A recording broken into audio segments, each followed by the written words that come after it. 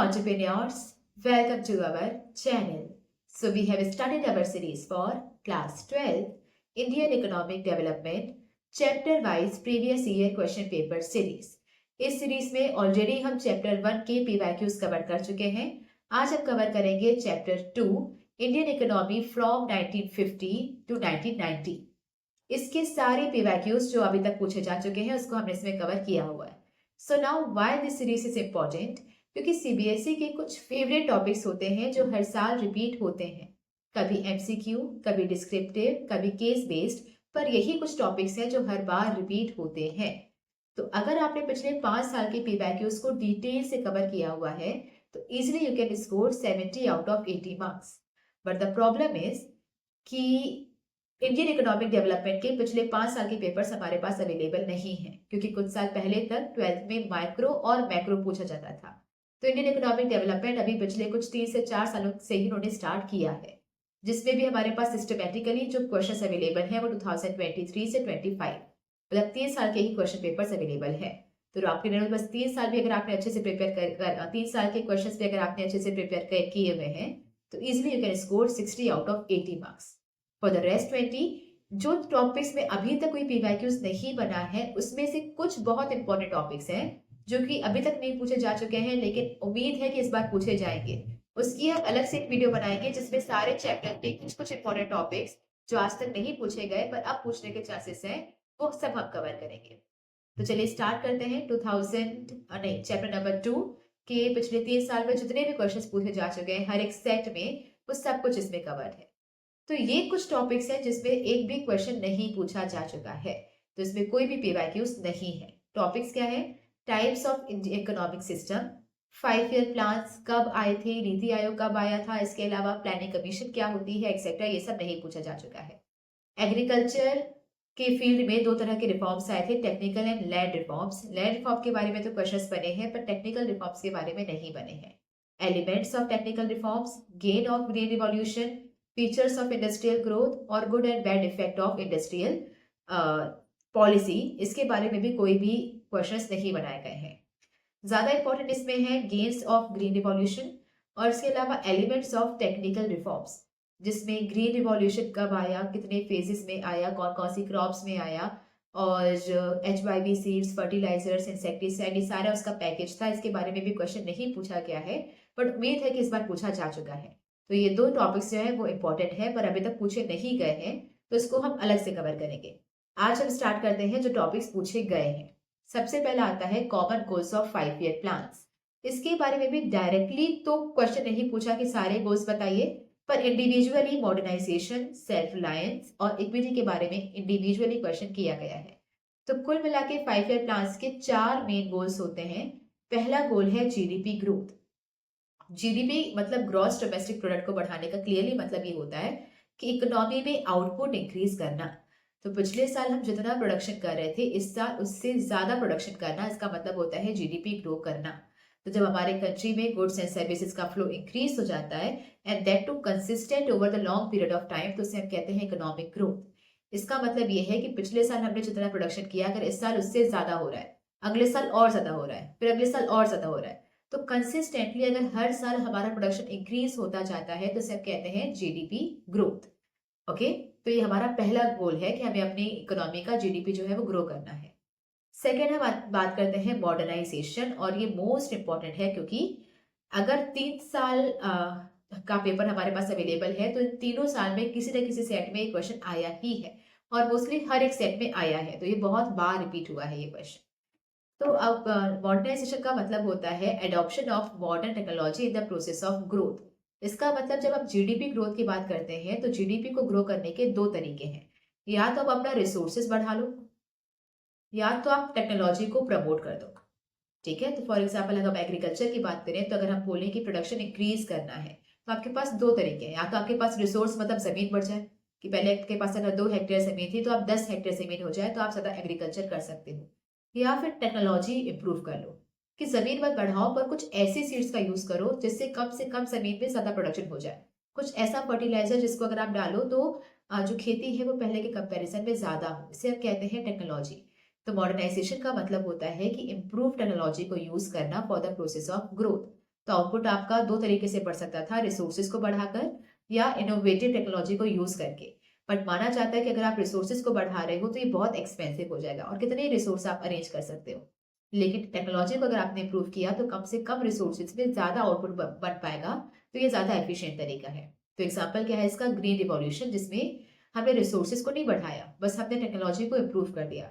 हमने वो जो मैन्योर्स थे उसको कन्वर्ट कर दिया किसमें, फर्टिलाइजर्स में, पेस्टिसाइड में, इंसेक्टिसाइड्स में, आपकी परमानेंट इरिगेशन, एचवाईवी सीड्स, जिसकी वजह से क्या हुआ, कम से कम जमीन पे ज्यादा खेती होने लगी। now मॉडर्नाइजेशन का सिर्फ ये एक पहलू नहीं है, इसके दो फेजेस हैं।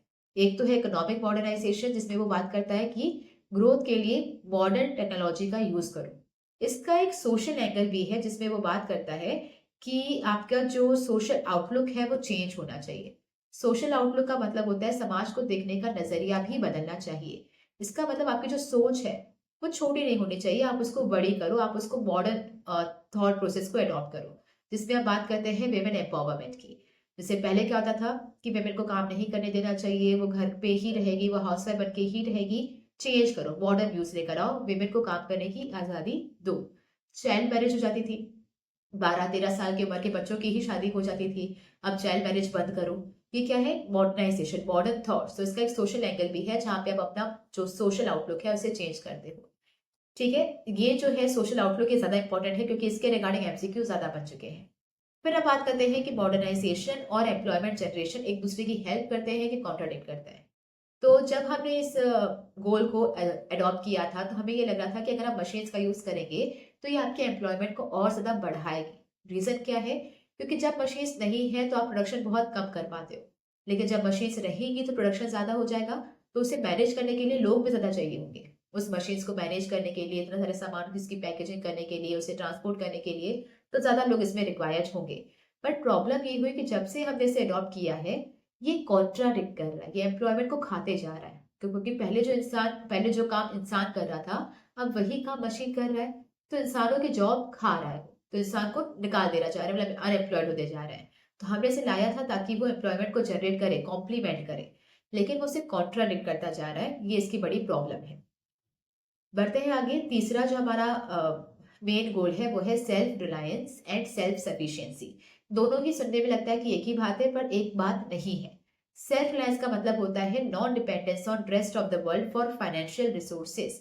अगर आप पैसों के लिए किसी और कंट्री पे डिपेंड नहीं हो, दैट मीन्स आप सेल्फ रिलायंट हो।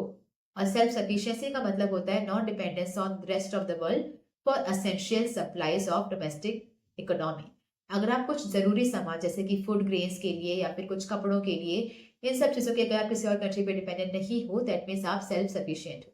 तो अगर आप इतना पैसा कमा ले रहे हो कि आपको किसी और से लोन लेने की या फिर कुछ उधारी मांगने की जरूरत नहीं पड़ रही है, दैट मीन्स आप सेल्फ रिलायंट हो। और आपकी सारी जरूरतों का सामान अगर आप कंट्री में ही बना ले रहे हो, चाहे वो फूड ग्रेन्स हो, कपड़ा हो, इंडस्ट्रियल गुड्स हो, सब कुछ किसी और कंट्री से इम्पोर्ट करने की जरूरत नहीं पड़ रही है, दैट मीन्स आप सेल्फ सफिशिएंट हो। ये दोनों चीजें बहुत जरूरी थी, इसलिए हमने इसे स्टार्टिंग के 5 ईयर प्लान्स में, फर्स्ट 7 5 ईयर प्लान्स, 5 साल का प्लान बना था, 1951 से हमने स्टार्ट किया था। तो 51 से 56, देन 56 से 61, देन 61 से 60, एक सेकेंड, 61 से 66, ऐसे 5-5 साल के प्लान्स बनते जा रहे थे। बीच में कुछ एनुअल प्लान्स भी आए थे, पर स्टार्टिंग के 7 5 ईयर प्लान्स पे हमने मेन फोकस किसको रखा था, सेल्फ रिलायंस और सेल्फ सफिशियंसी को। रीजन क्या था, अच्छा ये इंपॉर्टेंट बहुत है क्योंकि ये भी एमसीक्यू में पूछा जा चुका है कि स्टार्टिंग के कितने 5 ईयर प्लान्स पे सेल्फ रिलायंस पर फोकस किया गया था। तो स्टार्टिंग के 7 5 ईयर प्लान्स पे हमने फोकस किया था सेल्फ रिलायंस और सेल्फ सफिशियंसी पर। रीजन क्या था, बेसिक आइडिया था कि इंडियन इकोनॉमी को बाहर के पॉलिटिकल प्रेशर से एक्सपोज नहीं किया जा सके, जैसा कि 1965 में हुआ था। और 1965 में क्या हुआ था, इंडिया और पाकिस्तान का वॉर हुआ था, जिसमें इंडिया ऑब्वियसली बहुत ही डोमिनेंट पोजीशन पे थी, हम उन्हें हराने वाले थे। लेकिन फिर आता है हमें यूएसए की तरफ से प्रेशर। क्या प्रेशर आता है, वो हमें मजबूर करते हैं कि आपको इस वॉर में सरेंडर करना ही पड़ेगा। अगर आपने इसमें सरेंडर नहीं किया तो हम आपको फूड ग्रेन्स बेचना बंद कर देंगे। उस टाइम पे हमारी जो इंडिया थी वो सेल्फ सफिशिएंट नहीं थी, इवन हमें फूड ग्रेन्स के लिए भी यूएसए पे डिपेंड होना पड़ता था। फूड ग्रेन्स हम वहां से इम्पोर्ट करते थे। तो इसी का फायदा उठाते हुए उन्होंने हमें फोर्स किया कि इस वॉर पे आप सरेंडर कर दो, अगर आप सरेंडर नहीं करोगे तो हम आपको फूड ग्रेन्स बेचना बंद कर देंगे, आपके यहाँ पे भुखमरी आ जाएगी। हालांकि वो अलग बात है कि हमारे यहाँ के उस टाइम के जो लीडर्स हुआ करते थे उन्होंने बहुत समझदारी दिखाई, उन्होंने यूएसए की बात नहीं मानी और उसके बाद फिर हम ग्रेट रिवॉल्यूशन भी लेकर आए ताकि हम खुद ही उसमें सेल्फ सफिशिएंट हो जाए। लेकिन ऐसा जो फोर्स तब किया गया था ऐसा दोबारा ना हो, इसके लिए हमारा सेल्फ रिलायंट और सेल्फ सफिशिएंट होना जरूरी है। इसके अलावा किसी भी तरह की अनसर्टेनिटी से बचने के लिए भी self reliance and self sufficiency important है। अनसर्टेनिटीज का मतलब क्या होता है कि जब भी आप किसी और कंट्री पे डिपेंडेंट होते हो किसी भी चीज के लिए और फ्यूचर में अगर वो आपको वो चीज देने से मना कर दे या फिर उस कंट्री में उस चीज की कमी हो जाए तो आपको भी वो चीज मिलना बंद हो जाएगी। जैसे हम ऑयल के लिए डिपेंडेंट थे अभी रशिया पे, फिर रशिया यूक्रेन का वॉर हो गया तो हमारे यहाँ पे ऑयल की सप्लाई कम होने लगे। तो ऐसे अनसर्टेनिटी से आप बच पाते हो अगर आप सेल्फ रिलायंट हो और सेल्फ सफिशिएंट हो। फिर बढ़ते हैं आगे, चौथा और लास्ट गोल जो है वो है इक्विटेबल डिस्ट्रीब्यूशन और इक्विटी। अगर आपकी कंट्री में जीडीपी बढ़ता जा रहा है, मतलब आपकी इनकम जनरेट होती जा रही है, लेकिन उस इनकम का मेजर पोर्शन कुछ ही लोगों के पास है जिसे हम कहते हैं रिचर सेक्शन, और बहुत ही कम पोर्शन पुअर पीपल को मिल रहा है, मतलब जो रिच है वो और रिच होता जा रहा है और गरीब होता जा रहा है, तो ऐसी ग्रोथ का कोई मतलब नहीं निकलता है। तो growth serves virtually no purpose. Go अपनी ग्रोथ का जो ग्रोथ है वो किसी काम की नहीं है अगर वो रिच को और रिच बनाते जाए और पुअर को वो और गरीब करते जाए, ऐसा ग्रोथ हमें चाहिए ही नहीं। तो हमें क्या चाहिए कि जो ग्रोथ के बेनिफिट्स हैं, जो जीडीपी ग्रोथ के बेनिफिट्स हैं, वो सोसाइटी के हर एक सेक्शंस को मिल सके। तो रिच पीपल को भी उतना ही फायदा मिलना चाहिए जितना कि पुअर पीपल को मिल रहा है। तो इसीलिए हमें क्या जरूरी है कि सारे रिसोर्सेज का इक्विटेबल डिस्ट्रीब्यूशन हो। जो भी पैसा कमाया जा रहा है वो सारे सेक्शंस, चाहे वो रिच हो, चाहे वो पुअर हो, चाहे मेल हो, फीमेल हो, कोई भी हो, सबके पास इक्वल डिस्ट्रीब्यूशन हो, इक्विटेबल डिस्ट्रीब्यूशन होना जरूरी है। इक्विटेबल और इक्वल में फर्क होता है। तो equitable is different from equal. Equal का मतलब होता है कि हर एक इंसान को सेम पेमेंट मिलनी चाहिए, एक जितना ही पैसा मिलना चाहिए। तो एक डॉक्टर की भी सैलरी उतनी होनी चाहिए, सैलरी या फिर फीस उतनी होनी चाहिए जितना कि एक प्यून की है, जो कि पॉसिबल नहीं है, टेक्निकली बिल्कुल पॉसिबल नहीं है। और अगर ऐसा हुआ तो काफी सारे डीमेरिट्स भी हो जाएंगे, क्योंकि फिर कोई हायर स्टडीज करना नहीं चाहेगा। अगर आपको पता है छोटे काम में भी उतनी सैलरी मिल रही है तो आप क्यों चाहोगे कि आप बड़ा काम करो। तो ये पॉसिबल नहीं है। तो हम क्या कहते हैं, इक्विटेबल होना चाहिए। इक्विटेबल मतलब थोड़े बहुत तो गैप्स रहेंगे, ये तो अंडरस्टैंडेबल है, लेकिन वो गैप्स इतना इंक्रीज नहीं होना चाहिए कि किसी एक पर्सन की एक दिन की सैलरी दूसरे पर्सन की पूरे साल की सैलरी से भी ज्यादा है। कि डॉक्टर बस एक सर्जरी का 2 लाख रुपए मांग रहा है और प्यून जो है वो पूरा साल मेहनत करे तो भी वो 2 लाख रुपए नहीं कमा रहा है।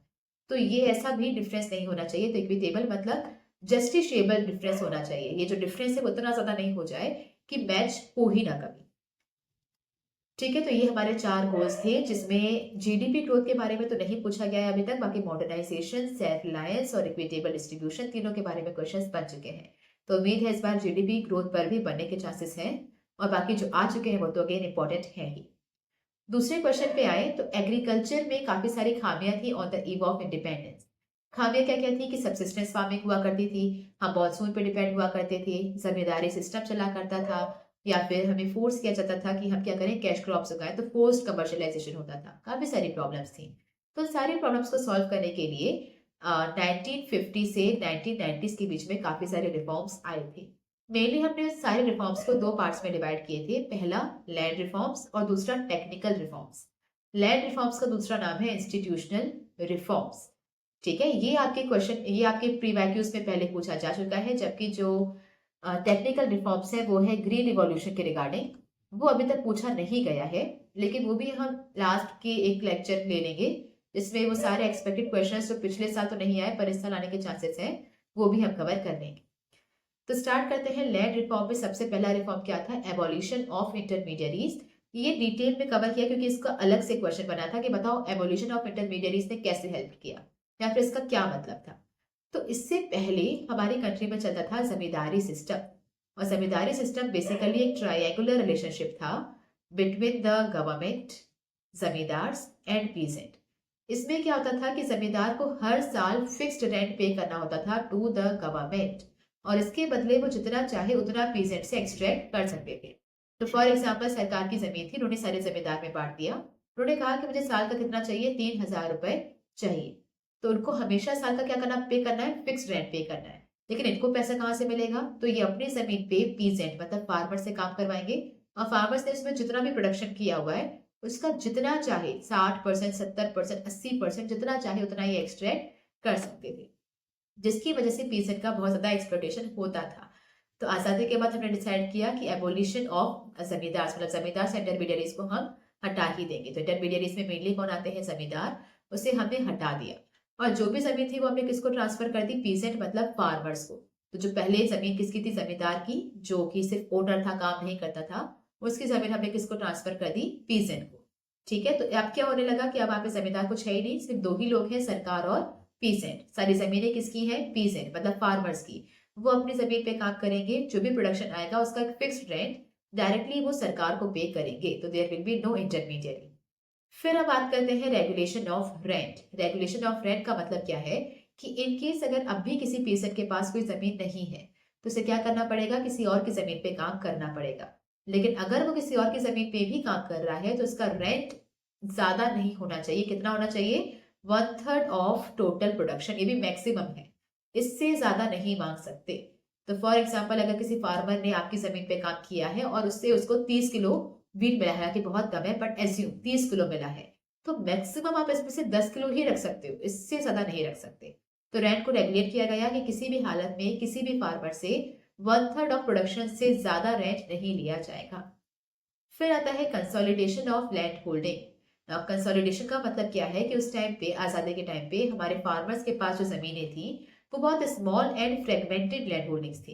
मतलब उनके पास जमीनें एक तो बहुत छोटी छोटी थी और काफी बटी हुई थी। इसका मतलब एक तो जमीन का हिस्सा बहुत छोटा है, ऊपर से एक हिस्सा यहाँ पर है, दूसरा हिस्सा यहाँ पर है, तीसरी जमीन पता नहीं कहीं और है, यहाँ पर है। ऐसे टुकड़ों टुकड़ों में उनकी जमीनें बटी हुई थी। इससे प्रॉब्लम क्या होता है कि अगर आपके पास जो जमीनें हैं वो बहुत छोटी छोटी सी हैं और वो भी टुकड़ों में बटी हुई है, एक यहाँ पर है, एक फिर 50 किलोमीटर दूर वहां है, एक 100 किलोमीटर दूर कहीं और है, तो इस केस में आप कभी भी मैकेनाइजेशन ऑफ फार्मिंग नहीं कर पाओगे। तो पॉसिबल नहीं है कि यहाँ पे आप एक अलग ट्रैक्टर लगवाओ, या आपके लिए एक अलग ट्रैक्टर हो और यहाँ के लिए अलग हो। ये तो खर्चा बहुत ज्यादा लग जाएगा और फिर छोटी छोटी जमीने के लिए इतने बड़ी बड़ी मशीन लगवाकर कुछ फायदा नहीं निकलेगा। ठीक है, तो यहाँ पे फार्मर्स, यहाँ पे फिर सरकार ने क्या कहा, क्या किया, सारे फार्मर्स की छोटी छोटी लैंड होल्डिंग्स को कॉन्फिस्केट कर दिया गया, अपने पास रखा गया, और उतनी ही बड़ी जमीन एक इलाके पर को दे दी। तो मान लो अगर आपकी 2 एकड़ जमीन यहाँ पे थी, 4 एकड़ जमीन यहाँ पे थी, 2 एकड़ जमीन यहाँ पर थी, तो ये सारी सरकार ले लेंगे और उसके बाद एक साथ 8 एकड़ जमीन एक जगह पे आपको प्रोवाइड की जाएगी। ओके, तो इसे कहते हैं कंसोलिडेशन ऑफ लैंड होल्डिंग्स। फिर अब बात करते हैं सीलिंग ऑन लैंड होल्डिंग्स। इस पर क्योंकि अलग से क्वेश्चन बन चुका है तो यहाँ देखते हैं। तो सीलिंग और लैंड होल्डिंग का मतलब क्या है, अच्छा पहले तो मैं बता दूं कि इसमें 4 मार्क का अलग से क्वेश्चन बन चुका है। सिर्फ लैंड रिफॉर्म्स नहीं, सिर्फ सीलिंग बताओ कि लैंड सीलिंग क्या होती है, क्या मेरिट्स है, क्या डिमेरिट्स है, एक्सेट्रा। तो लैंड सीलिंग का मतलब होता है इसमें जो सरकार है वो फिक्स कर दी है maximum limit of cultivable land that an individual और a family can own. Okay, now ये मैक्सिमम लिमिट है। मैक्सिमम लिमिट इसका मतलब ये है कि कल उस टाइम पे कोई जमींदार के पास बहुत बड़ी बड़ी जमीनें हुआ करती थी और कुछ पीसर के पास कुछ भी जमीनें नहीं हुआ करती थी। तो सरकार ने एक मैक्सिमम लिमिट सेट की कि इससे ज्यादा जमीन किसी भी जमींदार के पास नहीं हो सकती। तो फॉर एग्जाम्पल अगर उन्होंने ये लिमिट सेट की है 2 हेक्टेयर, तो आपके पास जितनी भी जमीन है, मान लो अगर 5 हेक्टेयर है तो उसमें से 2 हेक्टेयर ही आप अपने पास रख सकते हो, बाकी जो जमीन है वो सरकार के नाम पर ट्रांसफर कर दी जाएगी, सरकार उसे छीन लेगी आपसे। इसे कहते थे लैंड सीलिंग। ओके, तो यहाँ पे एक बड़ा याद रखना कि मैक्सिमम लिमिट है। एमसीक्यू पूछा जा चुका है और पिछले साल ही पूछा गया था कि लैंड सीलिंग क्या होता है। मिनिमम लिमिट होती है कि जो कि एक जमींदार रख सकता है। तो मिनिमम नहीं है, कम से कम इतना रखना ऐसा नहीं है, ज्यादा से ज्यादा आप इतना रख सकते हो। अगर इससे ज्यादा आपके पास कुछ भी सरप्लस लैंड है तो उसे सरकार ले लेगी और उसे फिर रीडिस्ट्रीब्यूट किया जाएगा अमंग द स्मॉल फार्मर्स, ताकि वो इक्वालिटी को प्रमोट कर सके। तो लैंड सीलिंग का मेन पर्पस ही क्या है कि कुछ लोगों के हाथ में सारी लैंड ओनरशिप नहीं होनी चाहिए। तो to avoid the concentration of land holdings in few hands, कुछ लोगों के पास पूरी जमीन की जायदाद या पूरी ओनरशिप लैंड की नहीं हो जाए, इसके लिए अब क्या लगाया था, लैंड सीलिंग। इसके मेनली 2 ऑब्जेक्टिव थे। पहला, टू एंड द एक्सप्लॉयटेशन, क्योंकि सारी जमीन अगर जमींदार के पास है तो पेजेंट को उनकी जमीन पे काम करना पड़ेगा और फिर वो जमींदार उन्हें एक्सप्लॉयट करते रहेंगे। तो इस एक्सप्लॉयटेशन को रोकने के लिए हमने लैंड सीलिंग लगाया था। और दूसरा, टू प्रमोट इक्वालिटी। ना कुछ रिच फार्मर्स जो रिच होते जा रहे हैं, कुछ पुअर हैं जो पुअर होते जा रहे हैं क्योंकि उनके पास जमीन नहीं है। तो इस इनइक्वालिटी को खत्म करने के लिए भी और दोबारा से इक्वालिटी को प्रमोट करने के लिए ये लैंड सीलिंग लगाया गया था। बट ये उतना सक्सेसफुल नहीं रहा था, ये पार्शियली इम्प्लीमेंट इसका हो पाया था, तो उतना ज्यादा सक्सेसफुल नहीं था जितना आपने सोचा था। रीजन क्या थे? क्योंकि यहाँ पे दो चीजें थी पूरे लैंड रिफॉर्म्स में। एक तो उन्होंने कहा था कि जमींदार से अबॉलिश हो जाएंगे। इसका मतलब कि अगर वो आपकी जमीन है और आप उस जमीन पे कोई और काम कर रहा है, तो जो उसमें काम कर रहा है उसके नाम पे वो जमीन रखी जाएगी, ना कि जमींदार के नाम पे जो सिर्फ वहां पे बैठ के खा रहा है। तो ये जब से लॉ आया, जमींदार ने अपने टेनेंट को या मतलब अपने पीजेंट को वहां से निकाल दिया। उन्होंने डिक्लेयर कर दिया कि नहीं, मैं ही यहाँ का ओनर हूँ और मैं ही यहाँ का कल्टीवेटर भी हूँ। तो पहले क्या होता था कि मैं जमींदार हूँ, अगर मेरी जमीन है, इस पे काम कर रहे हैं कोई और पीजेंट। सरकार ने क्या डिक्लेयर किया कि अब जमींदार से जमीन छीन ली जाएगी और किस पे बांटी जाएगी? जो वहां पे एक्चुअली काम कर रहा है। ये सुनते ही मैंने लोगों को निकाल दिया कि भैया आप निकलो, आप यहाँ पे काम नहीं करो। और मैं खुद ही यहाँ पे काम करना मैंने स्टार्ट कर दिया। तो मैंने डिक्लेयर कर दिया कि नहीं, मैं ही एक्चुअल डीलर हूँ जो यहाँ पे काम करती हूँ। तो इसकी वजह से क्या हुआ, मुझे जमीन किसी और को देनी नहीं पड़ी। और लैंड सीलिंग क्यों नहीं सक्सेसफुल हो पाया? क्योंकि जैसे ही लैंड सीलिंग का ऑर्डर आया, तो कुछ लैंडलॉर्ड्स थे, लैंडलॉर्ड्स मतलब जमींदार थे, जिन्होंने कोर्ट पे केस कर दिया। अब जब तक कोर्ट का फैसला नहीं आता तब तक आप कोई एक्शन ले नहीं सकते। तो उन्हें इनफ टाइम मिल गया, और इनफ टाइम में उन्होंने क्या किया, जो भी एक्स्ट्रा जमीनें थी उन्होंने अपने रिश्तेदारों में, अपने फैमिली मेंबर्स के नाम कर दी। तो मान लो मुझे ऑर्डर दिया गया था कि आपके पास 2 हेक्टेयर जमीन से ज्यादा नहीं हो सकता, और मेरे पास थी 5 हेक्टेयर। तो होना क्या चाहिए था कि 2 हेक्टेयर में अपने पास रखती और 3 हेक्टेयर कौन ले जाता? सरकार ले जाती। लेकिन मैंने इस पे पहले केस फाइल किया। लेकिन हुआ क्या, इसमें मैंने क्या किया, मैंने कोर्ट में केस फाइल किया। जैसे ही, जब तक कोर्ट में ये केस चल रहा है तब तक सरकार मेरी जमीन हड़प नहीं सकती है, और मुझे कुछ टाइम मिल जाएगा। और उस टाइम में मैंने क्या किया, जो भी एक्स्ट्रा 3 हेक्टेयर जमीन थी उसमें से कुछ मैंने अपने भाई के नाम, कुछ बहन के नाम, कुछ हस्बैंड के नाम, कुछ यहाँ वहां किसी किसी के नाम पे मैंने कर दिया। तो इसकी वजह से क्या हुआ, मुझे जमीन किसी को देनी नहीं पड़ी, पूरी घर की जमीन घर पे ही रह गई। तो ये था लैंड सीलिंग मतलब मैक्सिमम लिमिट। इसको क्यों लाया गया था? इक्वालिटी को प्रमोट करने के लिए, एक्सप्लॉयटेशन को खत्म करने के लिए। पर ये सारे रिफॉर्म्स में जो एबोलिशन ऑफ जमींदार थे वो भी सक्सेसफुल नहीं हो पाया, क्योंकि उन्होंने पीजेंट को निकाल दिया और खुद ही बोल दिया कि मैं ही यहाँ का लेजिटिमेट ओनर टिलर भी हूँ। और लैंड सीलिंग क्यों नहीं इम्प्लीमेंट हो पाया? क्योंकि कोर्ट केस हो गया, तो उन्हें इनफ टाइम मिल गया ताकि वो अपना जो भी सरप्लस जमीन है वो अपने किसी क्लोज रिलेटिव के नाम पर ट्रांसफर कर सके। फिर बढ़ते हैं आगे। जो तीसरा क्वेश्चन आया था वो था failures of green revolution. Again technical reforms थे ग्रीन रिवॉल्यूशन, जिसमें हमने HYV सीड्स अडॉप्ट की थी, हमने परमानेंट इरिगेशन अडॉप्ट किया था, फर्टिलाइजर्स, इंसेक्टिसाइड, पेस्टिसाइड एक्सेट्रा सब कुछ। पर इसके रिगार्डिंग कोई क्वेश्चन नहीं पूछा गया है, और ना ही इसके मेरिट्स मतलब सक्सेस के बारे में भी नहीं पूछा गया है। क्वेश्चन क्या आया है? Failures of the green revolution.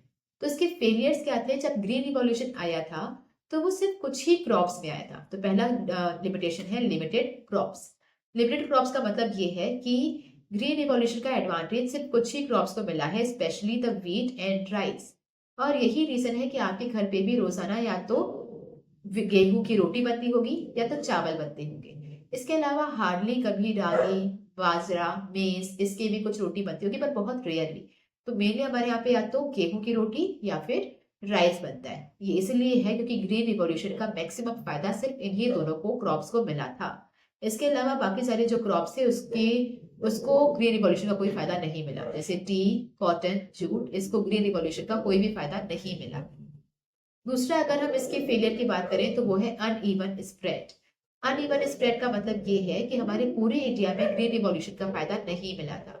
कुछ ही स्टेट्स जैसे कि हमारे पंजाब, हरियाणा, महाराष्ट्र, तमिलनाडु, इन्हीं स्टेट्स को ग्रीन रिवॉल्यूशन का फायदा मिला था। तो आज भी अगर आप देखो तो पंजाब को ही खेती के लिए जाना जाता है, एग्रीकल्चर के लिए पंजाब बहुत फेमस है, हरियाणा बहुत फेमस है। तो वहां पर ही इस ग्रीन रिवॉल्यूशन का फायदा हुआ था। लेकिन MP, बिहार, झारखंड, गुजरात, ये कुछ स्टेट्स जो थे वो इग्नोर्ड रह गए थे, यहाँ पर आपकी ग्रीन रिवॉल्यूशन का उतना फायदा नहीं मिला था। फिर हम बात करते हैं third failure, that is limited farming population. जो HYV सीड्स मतलब हाई यील्डिंग वैरायटी सीड्स का जो पूरा पैकेज था, जिसके साथ फर्टिलाइजर्स भी आपको यूज करने पड़ेंगे, क्योंकि इन पे कीड़े जल्दी लग जाते हैं तो पेस्टिसाइड भी यूज करना पड़ेगा। इसमें पानी बहुत ज्यादा चाहिए होता है, तो आप मॉनसून पे डिपेंड नहीं हो सकते, आपको परमानेंट इरिगेशन डेवलप करना पड़ेगा। तो HYV सीड्स और उसका जो पूरा पैकेज आता था वो काफी एक्सपेंसिव होता था, जिसकी वजह से स्मॉल और मार्जिनल फार्मर्स, छोटे छोटे फार्मर्स और जो कि बिल्कुल मिडिल क्लास फार्मर्स है, वो उसको अफोर्ड नहीं कर पाते थे। तो इसका फायदा भी किसको मिलता था? सिर्फ लार्ज फार्मर्स को मिलता था। तो सारे फार्मर्स को फायदा नहीं मिला था, कुछ ही रिच फार्मर्स को जो इस पैकेज को अफोर्ड कर पा रहे थे उन्हें ही इनका बेनिफिट मिला था। लास्ट हम बात करेंगे इकोनॉमिक डिवाइड। क्योंकि ग्रीन रिवॉल्यूशन का फायदा सिर्फ रिच फार्मर्स को मिला था, पुअर फार्मर्स इग्नोर्ड रह गए थे, जिसकी वजह से रिच और पुअर के बीच का जो गल्फ था, जो गैप था, वो बढ़ता गया। इसका मतलब रिच रिच होते गए, गरीब और गरीब होते गए, जिसकी वजह से जो पुअर फार्मर्स है उनके बीच में सुसाइड्स, लोन वेवर्स, इनके सब जो इंसिडेंसेस थे वो इंक्रीज होने लगे।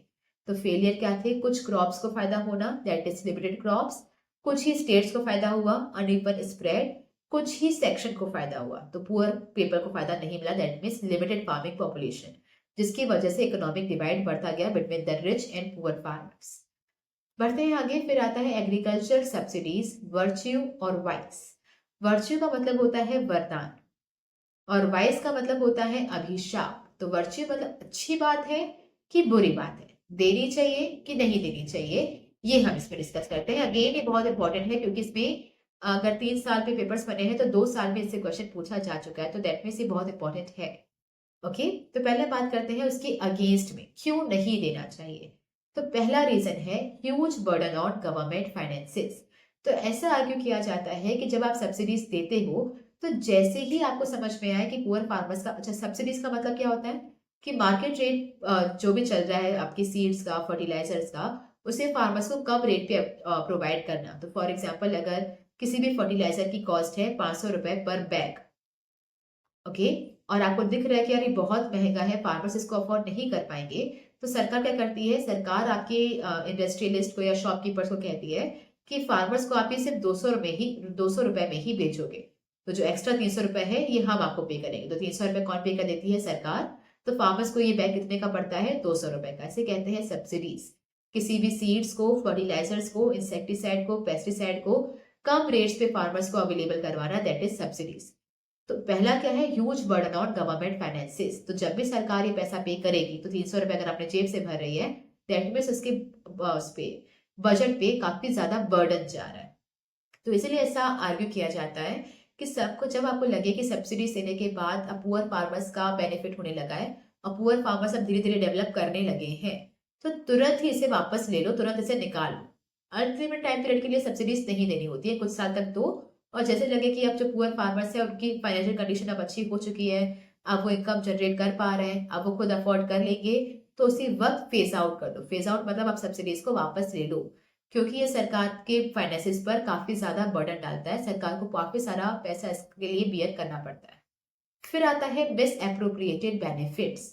अगर हम फार्मर्स की बात करें तो हम सब्सिडीज किसको देना चाहते हैं? पुअर फार्मर्स को, लेकिन इसका फायदा कौन उठाता है? लार्ज और रिच फार्मर्स। तो अल्टीमेटली हम जिसको ये फायदा पहुंचाना चाह रहे हैं उनको मिल नहीं रहा, और जिनके पास ऑलरेडी पैसे थे 500 रुपए पे करने के, उन्हें वो चीज 200 की मिल रही है। तो हम जिसका फायदा करवाना चाह रहे हैं उनको वो मिल नहीं रहा, उसका फायदा कोई और उठा रहा है, या तो रिच फार्मर्स या तो इंडस्ट्रीज। इंडस्ट्रीज कैसे फायदा उठाएंगी? क्योंकि सरकार ने उनको कहा था कि भैया आप 200 रुपए का फार्मर्स को बेचो, 300 रुपए हम आपको देंगे। तो ये सरकार से भी 300 रुपए लेकर अपने पास रख लेती है और फार्मर को भी ये 200 का नहीं देती, फार्मर से भी कम 400 रुपए मांगेगी। तो यहाँ से भी कमाती है, वहां से भी कमाती है। तो इंडस्ट्रीज और रिच फार्मर्स को इसका फायदा मिल रहा है, जिसको मिलना चाहिए था उसे नहीं मिल रहा है। तो अल्टीमेटली इसका कोई पर्पस सॉल्व हो नहीं रहा है, तो इसे विथड्रॉ कर देना बेटर है। तीसरा, वेस्टफुल कंजप्शन। वेस्टफुल कंजप्शन का मतलब होता है कि जब आपको कोई भी चीज कम प्राइस में अवेलेबल होती है तो आप उसका वेस्टफुल कंजप्शन करते हो, जिसकी वजह से आपका पेस्टिसाइड और फर्टिलाइजर्स और इन सबका काफी वेस्टेज होता है। जैसे फॉर एग्जाम्पल अगर आपको पता हो कि जैसे पानी अगर आप देख लो, तो पानी का हम काफी वेस्टेज करते हैं, पर क्या पेट्रोल का करते हैं? नहीं करेंगे, क्योंकि वो महंगा है, पानी सस्ता है। अगर मैंने कोई वाटर बॉटल खरीदी है और मुझे आधा ही पानी पीना था, आधा मैं फेंक दूंगी, मुझे कोई रिग्रेट नहीं होगा। लेकिन पेट्रोल आधा वेस्ट फेंकने की बारी आए तो वो मैं नहीं फेंक पाऊंगी, क्योंकि वो बहुत महंगा है। तो जब चीज आपको सस्ते में मिल जाती है तो आप उसको फॉर ग्रांटेड लेते हो। तो अगर वही सरकार जो 500 का बैग था, अगर आप उसके लिए 500 रुपए की कीमत पे करते तो आप उसको बहुत सोच समझ के कम कम यूज करते। लेकिन अब वो चीज आपको 200 में मिल गई है, आपके लिए वो सस्ती हो चुकी है, तो आप उसका ज्यादा यूज करोगे। ज्यादा यूज करने की वजह से एक तो खर्चा भी ज्यादा हो रहा है, और दूसरा ये है कि उसकी वजह से लैंड फर्टिलिटी भी खराब होने लगती है। तो वेस्टफुल कंजप्शन को रोकने के लिए भी सजेस्ट किया जाता है कि अब सब्सिडीज देना बंद करना चाहिए। लेकिन उसके कुछ वर्च्यूज भी हैं, मतलब सब्सिडीज देने के कुछ फायदे भी हैं जो ये सजेस्ट करते हैं कि सब्सिडीज देना कंटिन्यू रखो। क्या है उसका? पहला, एग्रीकल्चर एक रिस्की बिजनेस है। रिस्की क्यों है? क्योंकि मॉनसून पर डिपेंडेंट है। तो आपने अगर इतना सब कुछ सीड्स खरीदे, फर्टिलाइजर खरीदे, सब कुछ किया, इसके बाद अगर आपका मॉनसून हुआ, अच्छा अच्छा वेदर हुआ, तो फसल बहुत अच्छी होगी। पर अगर बाढ़ हो गई, सूखा पड़ गया, तो फसल पूरी खराब हो जाएगी। तो वैसे ही जो एग्रीकल्चर है वो काफी रिस्की बिजनेस है। तो इसमें पुअर फार्मर्स के पास वैसे ही इतने सफिशिएंट मीन्स नहीं होते कि वो इस रिस्क को बियर कर पाए। तो अगर फार्मर्स के लिए सब्सिडीज और बंद कर दी जाएगी, तो उनके लिए इस रिस्क को फेस करना और भी ज्यादा डिफिकल्ट हो जाएगा। फिर आता है इनइक्वालिटी। ऑलरेडी रिच फार्मर्स और पुअर फार्मर्स के बीच में गैप बहुत ज्यादा है। हमने अगर ये सब्सिडीज बंद कर दी, तो रिच फार्मर्स तो अभी से अफोर्ड कर सकते हैं, 500 में भी खरीद सकते हैं, पर पुअर फार्मर्स अफोर्ड नहीं कर पाएंगे। जिसकी वजह से ये रिच और रिच होता जाएगा, पुअर और पुअर होता जाएगा, तो ये डिफरेंस और बढ़ेगा। तो सब्सिडीज अगर एलिमिनेट कर दी जाती है, तो इनइक्वालिटी और भी ज्यादा एक्सपांड करेगी, बढ़ेगी। ओके, नेक्स्ट हम बात करते हैं इंडस्ट्रियल सेक्टर की। इंडस्ट्रीज में जो मेन क्वेश्चन पूछा गया है वो ये है कि इस इंडस्ट्रीज में स्टेट का पार्टिसिपेशन क्यों जरूरी था। अभी अगर हम इसके थोड़ा बैकग्राउंड में जाएं, तो जैसे हमारा देश आजाद हुआ था 1947 में, तो 1948 में हम लेकर आए थे इंडस्ट्रियल पॉलिसी रिजोल्यूशन। लेकिन क्योंकि एक ही साल में बहुत जल्दबाजी में हमने ये रिजोल्यूशन पास किया था, तो इसमें काफी सारी खामियां थी। तो ऑफिशियली हमने दोबारा इसको अमेंड करके जो आज हम मानते हैं, जो ऑफिशियल हमारा रिजोल्यूशन है वो कब का है, 1956 में दोबारा हम लेकर आए थे इंडस्ट्रियल पॉलिसी रिजोल्यूशन।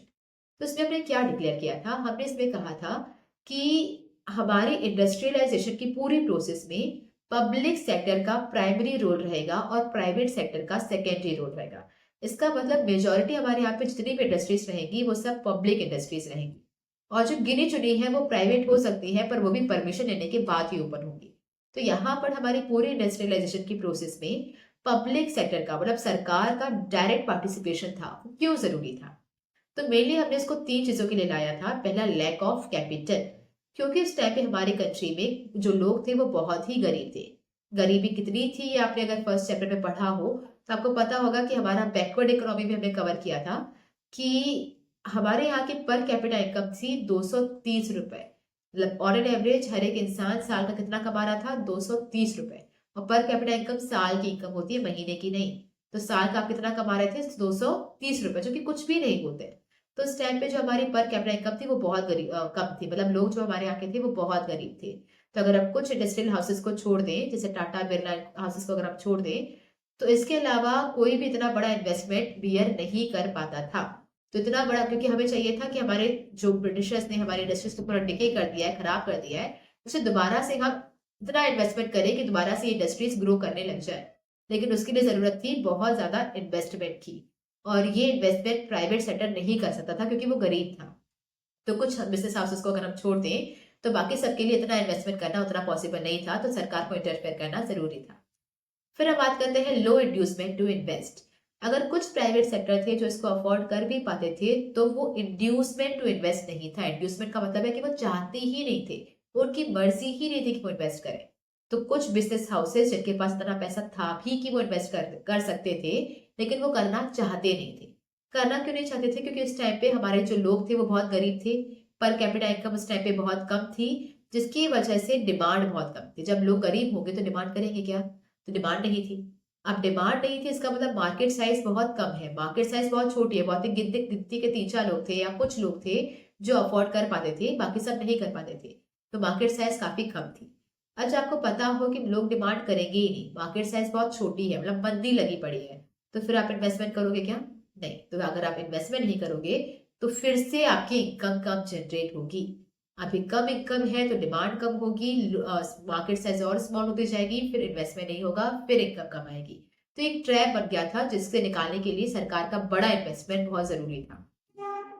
फिर अब बात करते हैं तीसरा, ग्रोथ विद सोशल जस्टिस। तो उस टाइम पे क्या होता था, हम ये नहीं चाहते थे कि हम सारी चीजें प्राइवेट इंडिविजुअल्स के हाथ में छोड़ दें, और फिर जो टाटा बिरला अंबानी जैसे लोग हैं वो रिच होते जाएं, और जो गरीब है वो और गरीब होते जाए। तो जिनके पास पैसा है वो पैसों से पैसा खींच लेंगे, वो इन्वेस्टमेंट करके अपने इनकम को और बढ़ा देंगे, तो ये तो रिच होते जाएंगे। पर जो गरीब है, जिनके पास पैसा है ही नहीं, वो क्या करेंगे? तो वो सफर करते रहेंगे। ऐसा ना हो, जो हमारी ग्रोथ है वो जस्टिस के साथ है। सोशल जस्टिस मतलब सारे सेक्शंस का एक जितना डेवलपमेंट हो, इसके लिए जरूरी था कि सरकार इसमें इंटरफियरेंस करे, ताकि ऐसी जगह पे पैसा इन्वेस्ट करे जहां से एम्प्लॉयमेंट जनरेट हो। क्योंकि प्राइवेट इंडिविजुअल्स अगर इन्वेस्टमेंट करते तो कहाँ करते? मशीन्स पे, जिससे सिर्फ उनका फायदा होता। लेकिन सरकार अगर इन्वेस्टमेंट करेगी तो ऐसे सेक्टर्स पे करेगी जहां से एम्प्लॉयमेंट जनरेट हो, ताकि सबको रोजगार मिले और सबका कुछ ना कुछ इनकम जनरेट हो। तो ये सोशल जस्टिस भी हमें चाहिए थी, जिसके लिए सरकार का डायरेक्ट पार्टिसिपेशन बहुत जरूरी था। ओके, तो सरकार ने मेनली जो भी इन्वेस्टमेंट किए थे वो काफी सारी इंडस्ट्रीज में किए थे, और कुछ कमांडिंग हेड्स ऑफ इकोनॉमीज भी थे। मतलब कमांडिंग हेड ऑफ इकोनॉमीज ऐसी इंडस्ट्रीज को कहा जाता है जो कि हमारी पूरी इकोनॉमी के लिए बहुत ही सिग्निफिकेंट रोल प्ले करती है। मतलब ये बिल्कुल बेस है, इसके बिना पूरी इकोनॉमी का इंफ्रास्ट्रक्चर अधूरा रह जाएगा। जैसे कि ट्रांसपोर्ट, जैसे कम्युनिकेशन, अगर ये नहीं हो तो पूरी इंडिया का डेवलपमेंट बिल्कुल अधूरा है। तो इसे हम कहते हैं कमांडिंग हेड्स ऑफ इकोनॉमी। तो 3 रीजंस क्यों सरकार का पार्टिसिपेशन जरूरी था, क्योंकि लोग बहुत गरीब थे, उनके पास पैसा था नहीं कि वो लगा सके। जिनके पास था वो लगाना चाहते नहीं थे, और हम भी नहीं चाहते थे कि वो लगाएं, क्योंकि कुछ ही लोग हैं जिनके पास पैसा है, और अगर वो लगाएंगे भी तो सिर्फ अपने बेनिफिट के लिए लगाएंगे। तो हमें चाहिए था कि ग्रोथ सोशल जस्टिस के साथ हो, एम्प्लॉयमेंट जनरेट हो उससे, उसके लिए सरकार का इंटरवेंशन जरूरी था। फिर अब बात करते हैं कि जो इंडस्ट्रियल पॉलिसी रिजोल्यूशन था 1956 में, इसमें आखिर क्या क्या बातें कही गई थी। तो इसमें मेनली 3 बातें की गई थी। पहला, 3 फोल्ड क्लासिफिकेशन ऑफ इंडस्ट्रीज। हमारे इंडिया में जितनी भी इंडस्ट्रीज थी उनको 3 पार्ट में डिवाइड किया गया था। पहला group A, group B and group C. Group A जो है उसे हमने पूरी तरह से रिजर्व करके रखा था फॉर पब्लिक सेक्टर। मतलब इन ग्रुप ए में जितनी इंडस्ट्रीज हमने रखी थी उसमें कोई भी प्राइवेट सेक्टर एंटर कर ही नहीं सकता। उसमें अगर कोई इंडस्ट्री बनेगी तो सिर्फ सरकार ही बना सकती है। इसमें मेनली एनर्जी, मतलब इलेक्ट्रिसिटी डेवलप करना, डिफेंस, रेलवेज, ऐसे कुल मिला के 8 इंडस्ट्रीज इसके अंदर रखी गई थी। पर प्रेजेंटली इसके अंदर अब सिर्फ 3 ही इंडस्ट्रीज हैं। तो काफी सारी इंडस्ट्रीज कम करके अब सिर्फ 3 इंडस्ट्रीज यहाँ पे रिजर्व की गई है। फिर अब बात करते हैं ग्रुप बी। ग्रुप बी में हमने कहा था कि यहाँ पर जो इंडस्ट्रीज है उसे प्राइवेट भी ओपन कर सकता है, पब्लिक भी ओपन कर सकता है। लेकिन हाउएवर अगर प्राइवेट को यहाँ पे ओपन करना है तो उसे लाइसेंस लेना पड़ेगा। इसका मतलब उसका जो रोल रहेगा वो सेकेंडरी रहेगा। तो ग्रुप बी में जिन इंडस्ट्रीज का नाम लिखा गया था उसको प्राइवेट पब्लिक दोनों मिलकर ओपन कर सकते हैं, पर पब्लिक का प्राइमरी रोल रहेगा और प्राइवेट का सेकेंडरी। इसका मतलब प्राइवेट को अगर इसमें ओपन करना है तो उसको पहले लाइसेंस लेना पड़ेगा।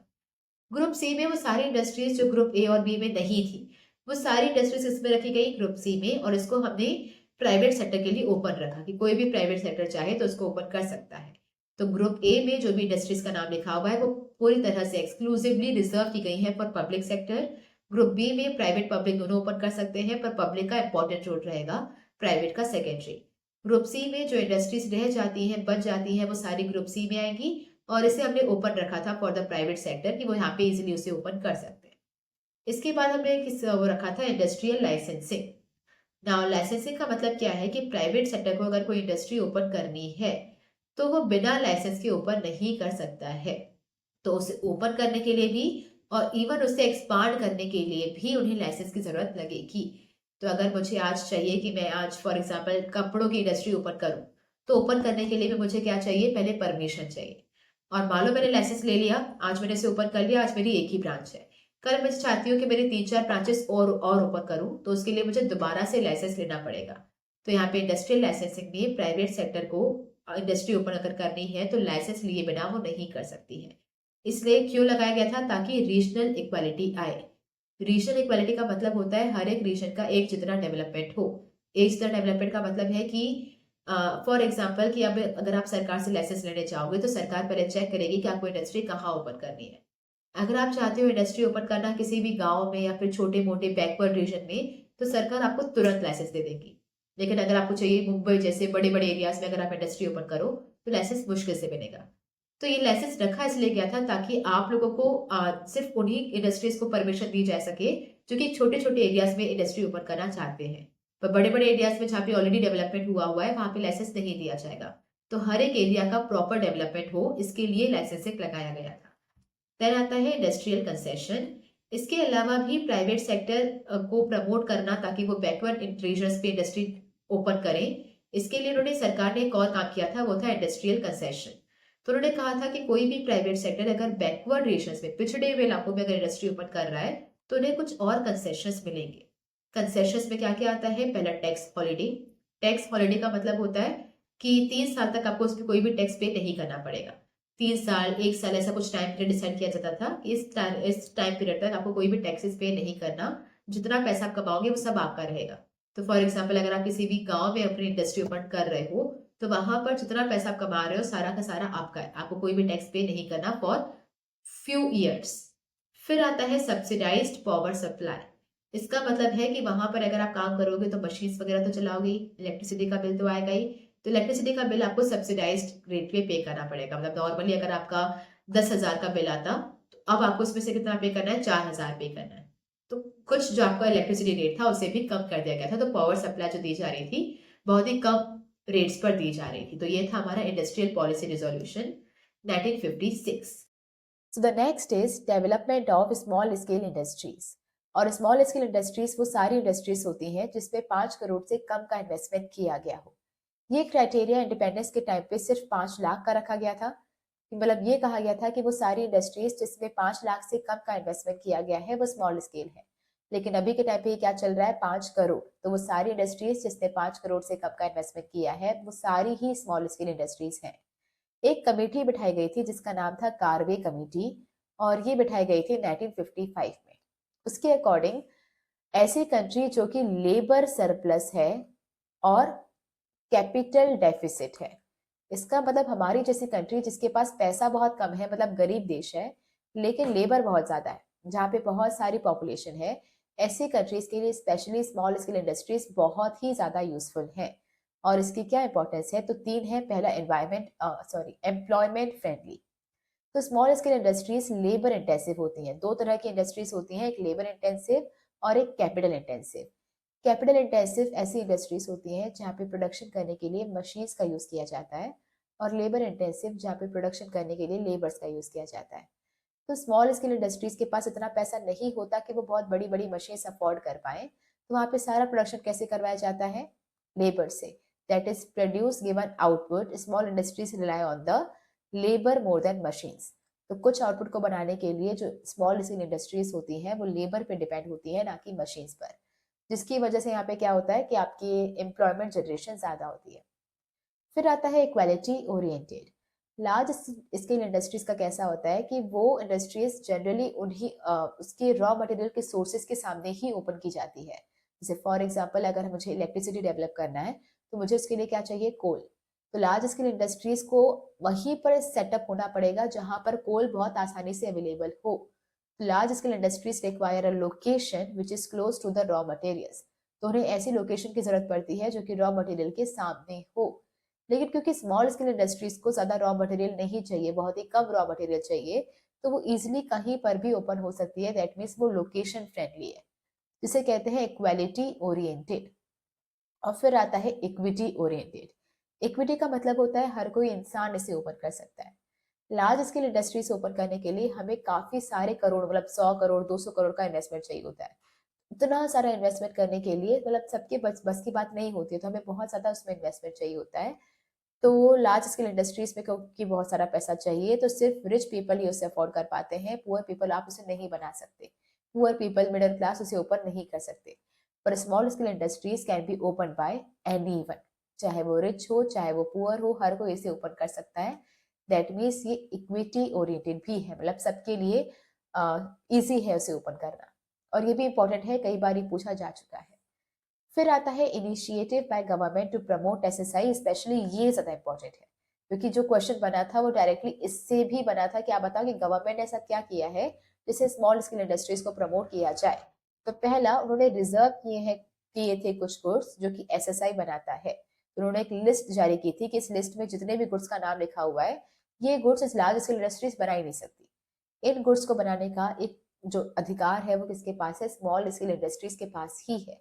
तो कुछ गुड्स को रिजर्व कर दिया गया था ताकि इनको कंपटीशन फेस नहीं करना पड़े, सिर्फ यही वो सामान बनाएंगे। फिर आता है benefits of low excise duty.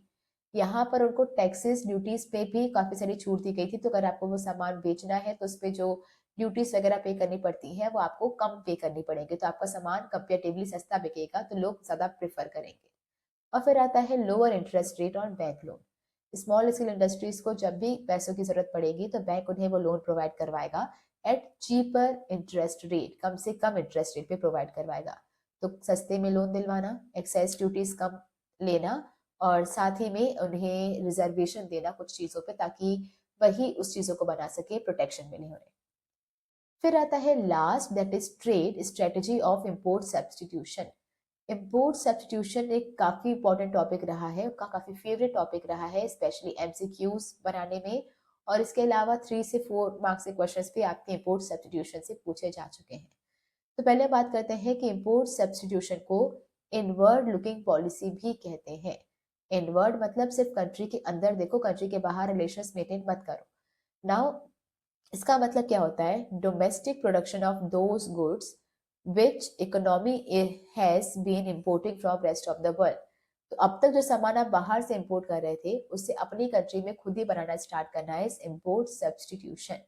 तो वो सारा सामान जो आप बाहर से इंपोर्ट करते आ रहे हो उसे अपनी कंट्री में खुद ही बनाना स्टार्ट करो ताकि किसी और पर डिपेंड नहीं होना पड़े। That is import substitution.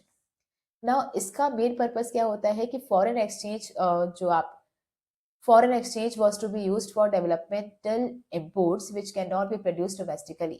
तो यहाँ पर जो हम नॉर्मल जब भी बाहर से सामान मंगवाते हैं तो उसमें भी foreign currency that is dollar को यूज करना पड़ता है। तो जब आप वो सारा सामान अपनी कंट्री पे ही बनाने लग जाओगे तो क्या होगा, फॉरेन करेंसी सेव होगी, मतलब उसकी बचत होगी, ज्यादा वो यूज नहीं होगा। तो फिर इन फ्यूचर आप उस करेंसी को ऐसे कुछ डेवलपमेंटल इम्पोर्ट्स पे लगा सकते हो जो आपकी कंट्री में सामान बन ही नहीं सकता। तो बड़ी बड़ी मशीन टेक्नोलॉजी जो आपकी कंट्री में बनाना बहुत ही ज्यादा मुश्किल है या वो पॉसिबल ही नहीं है, तो ऐसी चीजों को इंपोर्ट करने के लिए फिर आप उसे खर्च कर सकते हो। तो बात समझ में आ रही है? तो जो चीजें आप बाहर से इंपोर्ट करते हो, छोटी मोटी चीजें, उसे मत इंपोर्ट करो, अपने कंट्री में खुद ही बनाओ, जिससे क्या होगा कि फॉरेन करेंसी सेव होगी और इन फ्यूचर फिर आप इस डॉलर का यूज कर सकते हो बाहर से कुछ ऐसी टेक्नोलॉजी को इंपोर्ट करने के लिए जो आपकी कंट्री में बनना इम्पॉसिबल थी।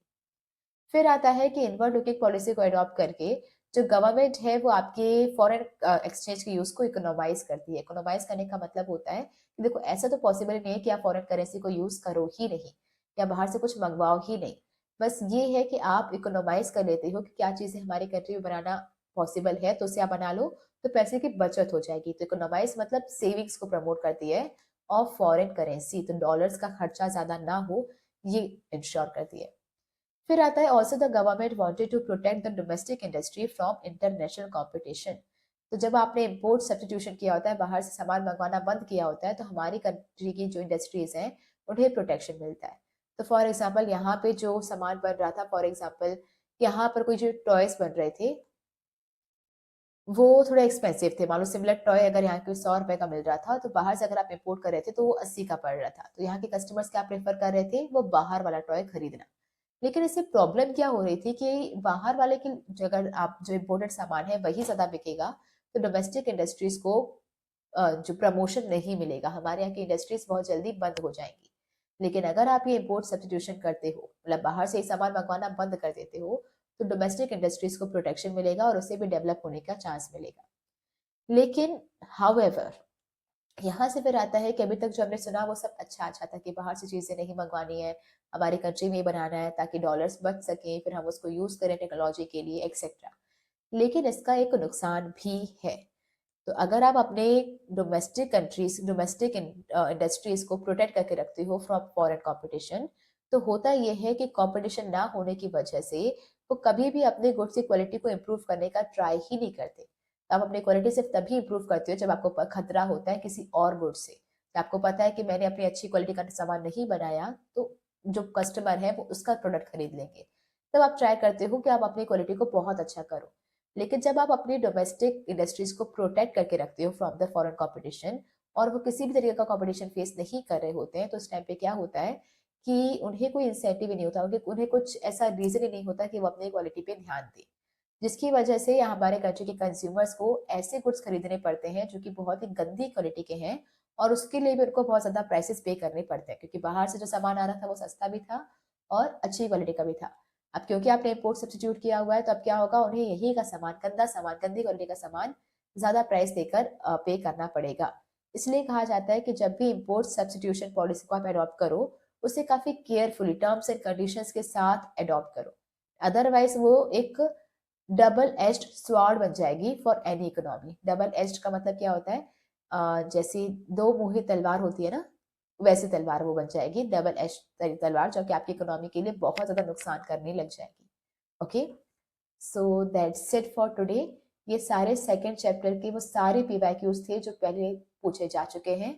इसमें एक आध कुछ और भी टॉपिक्स थे जो पूछे नहीं जा चुके हैं पर इस बार पूछने की संभावना है, तो वो हम एट द एंड सारी सीरीज खत्म होने के बाद एक वीडियो बनाएंगे जिसमें हर एक चैप्टर के एक दो क्वेश्चंस जो कि अभी तक नहीं पूछे गए हैं बट चांसेस है कि वो पूछे जा सकते हैं, उसे हम कवर करेंगे। So that's it for today.